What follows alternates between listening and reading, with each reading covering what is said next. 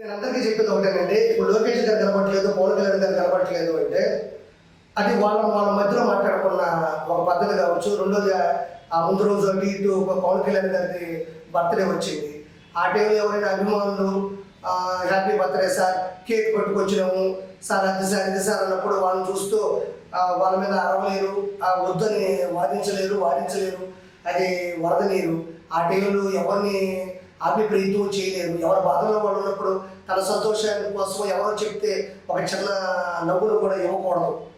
ప్రజలు చూస్తుండగా కానీ మనస్సాక్షిగా కూడా అందరూ చూస్తుండగా కానీ మనసులో కూడా ఎటువంటి పరిస్థితిలో కూడా హ్యాపీ బర్త్డే అంటే థ్యాంక్ యూ అనే పదాలు కూడా వాడకూడదు. అది పెద్ద విపత్తు. విచారించాల్సిన సమయం తప్ప ప్రచారం కోసం బాగులాడే సమయం కాదు. కాబట్టి ఆయన తన నిర్ణయాన్ని ఇప్పటికే కొన్ని ఆడియో ఫంక్షన్కి వెళ్తే ఆయన మీద పూర్తి అభిమానంతో ఆడియో ఫంక్షన్ పవర్ స్టార్ అని ఘనం ఏ స్థాయికి వెళ్తుందో మీకు తెలిసిందే. అంటే అదే తప్పు నేను అనట్లేదు, మీకు తెలుసు ఎంత ఇబ్బందులు మొదలవుతున్నాయి. సో అంత అభిమానం వాళ్ళ గుండెలో పెట్టుకొని రేపు ప్రజల కోసం అన్నీ వదులుకొని 21 తెలిసి 100% తెచ్చుకున్నటువంటి పవన్ కళ్యాణ్ గారి కోసం ఎవరైనా అభిమానులు డైహార్డ్ ఫ్యాన్స్ ఏదన్నా ఆ దూరం నుంచి తెలిసినాయి మనం వినకూడదు, థ్యాంక్ యూ చెప్పకూడదు. అది ఎదుటోళ్ళు బాధపడుతూ ఆకలితో అవి అనుమతిస్తుంటే మన పుట్టినరోజు శుభాకాంక్షలు కూడా మనం తీసుకోకూడదన్న ఒక గొప్ప నిర్ణయంతో ఆయన అమరావతిలోనే ఉండి ఆయన ఒక చోట ఉండి ఇవన్నీ పర్యవేక్షిస్తూ డబ్బుల్ని పోగేస్తూ ఆఖరికి చెప్పాలంటే 6 కోట్ల రూపాయలు అప్పు చేశాడు. నాకు తెలిసింది మన తెలంగాణ స్టేట్ కోటి, ఆంధ్రప్రదేశ్ కోటి, 400 పంచాయతీలకి ఒక్కొక్క లక్ష చొప్పున 6 కోట్ల రూపాయలు తన దగ్గర లేకపోయినా జగన్మోహన్ రెడ్డి లాగా అక్రమ డబ్బులు, కొండలు కూల్చివేతలు, తిరుమల డబ్బులు లేవు. కాబట్టి ఆయన మళ్ళీ పాపం ఏ ప్రొడ్యూసర్ని అడిగి డబ్బులు తీసుకుంటారో తెలియదు. కానీ ఆ డబ్బులు తీసుకొని వచ్చి ఈరోజు రాష్ట్ర భవిష్యత్తు కోసం ఆ వరద ముప్పి పొంచి ఉన్న గ్రామాలకు కూడా పెట్టడం జరిగింది. ఆయన ఎక్కడ ఉన్నాడనే కాదు, డబ్బులు పెట్టడం లేదన్నది మన ముఖ్యం.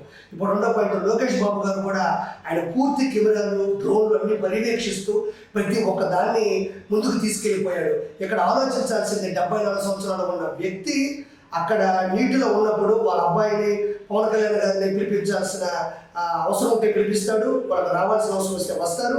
3ది వాళ్ళు దాక్కునే వ్యక్తులు కాదు, డబ్బులు దాపెట్టుకునే వ్యక్తులు అంతకన్నా కాదు. కాబట్టి ప్రతి ఒక్కరు అర్థం చేసుకోవాలని మనస్ఫూర్తి కోరుకుంటూ పని జరిగిందా లేదా, ఫలితం వచ్చిందా లేదా, అందరూ సంతోషంగా బయటపడ్డారా లేదా అన్నదాన్ని ఆ ముగ్గురులో ఎవరు వచ్చినా ఒకటే, ఎవరు చేసినా ఒకటే.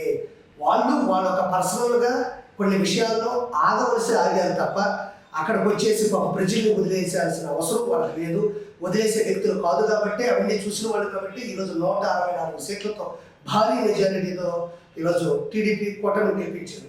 కాబట్టి అన్నీ అర్థం చేసుకున్న మీరు ఈ వైఎస్ఆర్సీపీ కుక్కలు, ఈ వైఎస్ఆర్సీపీలో కొంతమంది ఎదవలు చెప్పే మాటల్ని నమ్మతాను నేను అనట్లేదు, నమ్మే ఉద్దేశం తెచ్చేటట్టుగా ఉన్న ఒక క్షణం ఆలోచించండి అంతే తప్ప ప్రజల కోసం, ప్రజల చేత, ప్రజల కొరకు పెట్టినటువంటి ఈ పార్టీ ప్రజాస్వామ్యంలో మీకు టీడీపీ కూటమి అనేది ఎప్పటికీ మిమ్మల్ని మోసం చేయదు. ఇది ప్రజల కోసం వచ్చిన పార్టీ. కాబట్టి మీ యొక్క మద్దతు ఎప్పుడు ఉందని మనస్ఫూర్తిగా కోరుకుంటున్నాను.